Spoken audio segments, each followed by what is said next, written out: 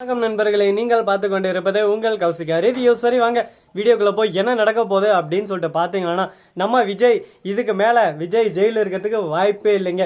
இன்னும் 2 நாள் நோறு ஏறிங்க வந்து அதில் நம்ம விஜய் நிரபராதி அப்படின்னு சொல்லிட்டு கண்டிப்பாக ஆதாரத்தோட நிரூபித்து காட்டுவாங்க நம்ம தேவசேனா. இதுக்கப்புறம் விஜய் கண்டிப்பாக அங்கே இருக்கிறதுக்கு வாய்ப்பு இல்லை. இதுக்கப்புறம் விஜய் நம்மளை தேடி ஒரேடியாக வீட்டுக்கு வந்துருவாரு. ரொம்ப சந்தோஷமான ஒரு விஷயம். வெண்பா 2 பேரும் ரொம்ப சந்தோஷமான இருக்க போகிறாங்க. இதை பார்த்து நாம ஒரு பக்கம் அடாடே இந்த மாதிரி ஒரு நிகழ்ச்சி எப்போ நடக்கும் அப்படின்னு சொல்லிட்டு தானே காத்திருந்து காலங்கள் போனதடி அப்படின்னு சொல்லிட்டு ரொம்பவே ஆர்வமா எக்ஸைட்மெண்ட்டோட காத்துன்னு இருக்கும். அது நடக்குமா நடக்காதா அப்படின்ற ஒவ்வொரு விஷயத்தையும் நம்ம பார்த்து தெரிஞ்சுக்க போறோம். வாங்க பார்க்கலாம். அது மட்டும் இல்லாம நம்ம கதிரேசன் இருக்காரு, அவர் வந்து ஒரு பக்கம் ஐயோ நெஞ்சு எனக்கு வலிக்கிற மாதிரியே இது, என் பேத்தி என்ன விட்டு போயிடுவாளா, என் பேத்தி இல்லாத உலகத்துல நான் வாழுவேனா, இதோ பாரு நிஷா, என்னைக்கு இருந்தாலும் சரி எப்ப இருந்தாலும் சரி என்னோட உயிர் மூச்சு எல்லாமே என்னோட, இந்த மாதிரி எல்லாம் சொல்லிட்டு இருக்காங்க. இதை கேட்கும்போது நமக்கே ஒரு பக்கம் ஷாக்கிங்காக தான் இருக்கு. என்னடா இந்த அளவுக்கு ஒரு பக்கம் ஷாக்கிங்காக சொல்றாங்களே அப்படின்னு சொல்லிட்டு அதிர்ச்சி ஊட்டுற மாதிரி நிறைய விஷயங்கள்லாம் நடந்து முடிஞ்சிச்சுங்க. சரி முடிஞ்சதெல்லாம் முடிஞ்சிச்சு, அதை பேசி என்ன ஆக போகுது, முடிஞ்ச கதை போன கதை ஓரங்கட்டு. அதே சமயத்தில் நம்ம நிஷாந்தன இதோ பாருங்க டாடா, என்ன ஆனாலும் சரி ஏதானாலும் சரி எதுக்காக நான் எப்பவுமே என் அக்கா பொண்ணு வெண்பாவை விட்டு தர மாட்டேன், என் அக்கா பொண்ணு வெண்பா நமக்கு மட்டும்தான் உரிமை, விஜய் கூட இருக்க விட மாட்டேன் அப்படின்னு சொல்லிட்டு சொல்றாங்க. இதை கேட்டதான் ஷாக் ஆயிடுறாங்க. ஒரு பக்கம் ஐயோ என்ன பண்ண போறோம்னு சொல்லிட்டு தெரியலையே, கொஞ்ச நேரம் சைலண்ட் ஆயிரேன் அப்படின்னு சொல்ற மாதிரி ஒரு பக்கம் இருக்குங்க. அதே சமயத்தில் நம்ம மல்லி இருக்காங்களா, அவங்க வந்து கேஸ் ஒன்னொன்னுலையும் சும்மா கில்லி மாதிரி சொன்ன மாதிரி சொல்லி அடிக்கிறாங்க. நீ கில்லின்னு எல்லாம் சொல்ல வேணாங்க, நீங்க செம்ம டாப் டக்கரு. ஏன்னா நம்ம விஜய் காப்பாற்றுறதுக்கோசரம் எந்த எல்லைக்கும் பறந்து போறாங்க.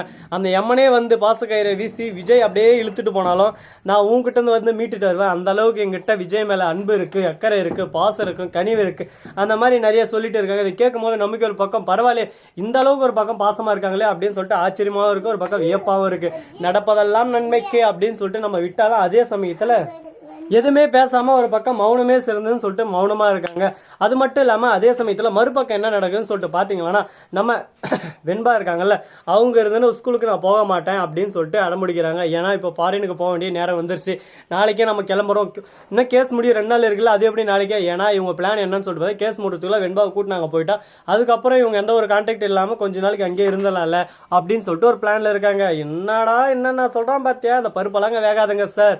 ஏன்னா நம்ம மல்லி ஒரு செகண்டா அப்டேட்ல இருக்காங்க, எந்தெந்த நேரத்துல எப்படி இருக்கணும் அப்படின்னு சொல்லிட்டு ஒவ்வொரு செகண்டும் யோசிச்சு பண்ணிருக்காங்க. அவங்க எந்த சமயத்துல எப்போதும் எதுவுமே பண்ண முடியாது. ஏன் எதனால அப்படின்னு சொல்லிட்டு பாத்தீங்கன்னா எல்லாமே அவங்க கையில இருக்குங்க. அவங்களோட ஆட்சி இந்த காலம், இதுக்கு மேல என்ன நடக்க போகுது ஏது நடக்க போகுதுன்னு சொல்லிட்டு தெரியாதுங்க. எல்லாமே ஒரு பக்கம் நல்லதே நடக்கும் அப்படின்னு சொல்லிட்டு நம்ம நினைச்சுன்னு இருக்கோம். அது போல நடக்குமா நடக்காதா, என்னென்ன பண்ண போறாங்க ஏது பண்ண போறாங்க அப்படின்ற ஒவ்வொரு விஷயத்தையும் நாம இந்த வீடியோல கண்டினியூவா பார்க்கலாம் வாங்க. அது மட்டும் இல்லாம நம்ம விஜய் இருக்காருல, அவர் வந்து வெண்பாவை இந்த மாதிரி கூட்டிட்டு போறதுக்கும் வாய்ப்பு இருக்கு. அதனால உன்னிப்பா உங்களோட முழு போக்கஸும் வெண்பா மேலேயே இருக்கட்டும். வெண்பா எங்க போறா, என்ன பண்றா, அந்த நிஷா என்ன பண்றா, கதிரேசன் என்ன பண்றா அப்படின்னு பார்த்துட்டே இருங்க. ஏன்னா அவங்க எந்த நேரத்துல எப்படி மாத்துவாங்க, எப்படி பிளேட்டை மாத்தி போடுவாங்கன்னு சொல்லிட்டு தெரியாது. அதனால உஷாரா இருங்க.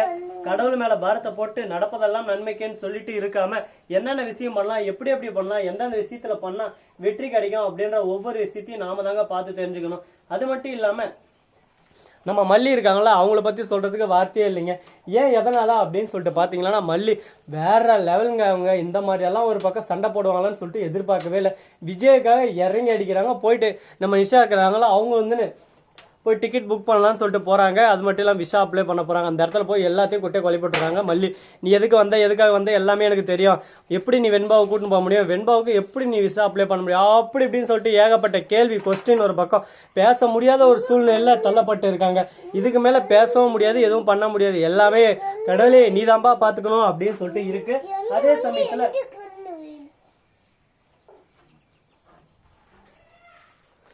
அங்க இருந்தவங்க என்ன சொன்னாங்க அப்படின்னு சொல்லிட்டு பாத்தீங்கன்னா, செம்ம டென்ஷனா பேசிட்டாங்க. ஒரு பக்கம் கோவமா பேசிட்டாங்க. ஐயோ ஆவேசம் ஒரு பக்கம், கோவம் ஒரு பக்கம், என்ன பண்ண போறாங்கன்னு சொல்லிட்டு தெரியல. கோவிந்தா ஸ்ரீனிவாசா கோவிந்தா அப்படின்னு சொல்லிட்டு கோவிந்தா நிலைமையில தான் இருக்காங்க. ஆனா அது என்னென்ன பண்ண போறாங்க, எங்கெங்க போய் முடிய போகுதுன்னு சொல்லிட்டு தெரியலங்க. எல்லாமே கடவுள் கிட்ட தான் இருக்கு. சரி போனதெல்லாம் போயிருச்சு, இதுக்கப்புறம் அதை பேசி நம்மளுக்கு யூஸ் இல்லை, அதுக்கடுத்து நம்ம என்ன பண்ணலாம் ஏது பண்ணலாம் அப்படின்ற ஒவ்வொரு அப்டேட்டையும் நாம தான் கண் கூட தெரிஞ்சுக்கணுங்க. அது மட்டும் இல்லாமல் இன்னும் நிறைய இன்ட்ரெஸ்டிங்கான விஷயமெல்லாம் காத்துன்னு இருக்கு உங்களுக்காக. ஒவ்வொன்றையும் நீங்கள் பார்த்து தெரிஞ்சுக்கணும்னு நினைக்கிறீங்களா? அதுக்கு நீங்கள் பண்ண வேண்டியது நிறைய விஷயமெல்லாம் இல்லைங்க, சிம்பிளாக 1-2 விஷயம் தான் பண்ணணும். அப்படி என்ன பண்ணோம் ஏது பண்ணோம் அப்படின்னு சொல்லிட்டு நீங்கள் தெரிஞ்சுக்கணும்னு நினைக்கிறீங்களா? அதுக்கு நீங்கள் பண்ண வேண்டியது சிம்பிளான 2 விஷயம் தாங்க. இந்த வீடியோ பிடிச்சிருந்தா லைக் பண்ணுங்க, கமெண்ட் பண்ணுங்க, ஷேர் பண்ணுங்க, டிங் பெல்லை தட்டி விட்டு போங்க. அப்பதான் நான் போற அடுத்த வீடியோ உங்களுக்கு உடனுக்குடன் நோட்டிபிகேஷன்ல வந்து கொண்டே இருக்கும். மிக்க நன்றி. தேங்க்ஸ் ஃபார் வாட்சிங். Tata, see you. நன்றி, வணக்கம், வந்தனம், வருகை தருகை.